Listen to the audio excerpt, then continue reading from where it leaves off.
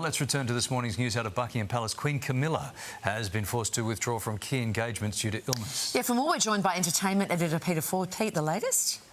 Well, I think the interesting twist in this story is that in the announcement that was put out by the palace, they actually very clearly say it is a chest infection and doctors have advised her to have a few days of rest. Now, the very fact that they're willing to define exactly what is wrong with the Queen is in itself a sign of changing times. You know, the late Queen Elizabeth would never have allowed that to go out. So times have definitely changed. So she will be out of action for a few days. It seems pretty straightforward. I don't think there's any suggestion of any kind of cover-up or things are worse than they're telling us. They're already saying that they expect her to be back in action by the weekend. So the two major things that she won't be able to do this week is a big reception for the Olympians and Paralympians, which both the King and the Queen would have been hosting. Now the King will do it solo.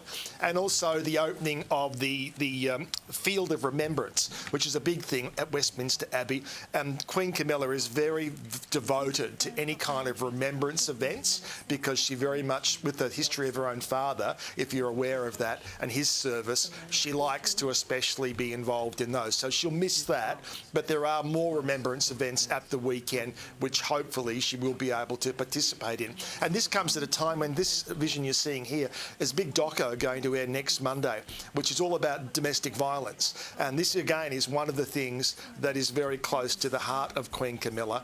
And it's a breakthrough thing also, again, for a royal to be taking on a subject matter like that. And in this doco, she actually sits down and talks to domestic violence victims and also to experts to try and find or at least look at possible solutions and improvements that can be made. So that's going to air next week. No doubt we'll talk about it after it's gone to air. But for now, we certainly wish her a speedy recovery. Yeah, for sure. Hey, Pete, Prince William has rubbed shoulders with Aussie royalty. Yes, this is happening over in Cape Town in South Africa for the Earthshot Prize, and Robert Irwin got together with Prince William, and Prince William, of course, this is his baby, and it's a great thing. You know, there are £5 million prizes that go to projects that are eco-friendly, and that £1 million has to go to continue the work. You can't just pocket the £1 million and give up the idea. So Robert Irwin, very cleverly, of course, he's very attuned to the world of social media, decided to ask Prince William, and of course Robert Irwin is an ambassador for Earthshot, said, come on over here, let's film something, I'll put it up on my social media, and this is the result. Well, g'day, it's Robert here with, of course, Prince William. Lovely to see you. You too, Robert. How are you enjoying South Africa so far? Good, thanks. Yeah, really good. Having a lovely time here. What a with spot. Robert, been a fantastic ambassador for us at the moment, so looking forward to the prize ceremony. Absolutely.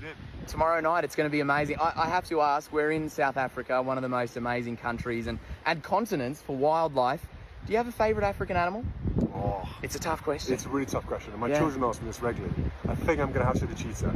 Cheetahs, Yeah, okay. cheetahs. Oh, Very cool, fantastic very cool. animals, yeah. It's chameleons for me. Oh, the chameleons, unsung okay. hero. I love them. Well, thank you so much. So very nice, relaxed, fun social media content.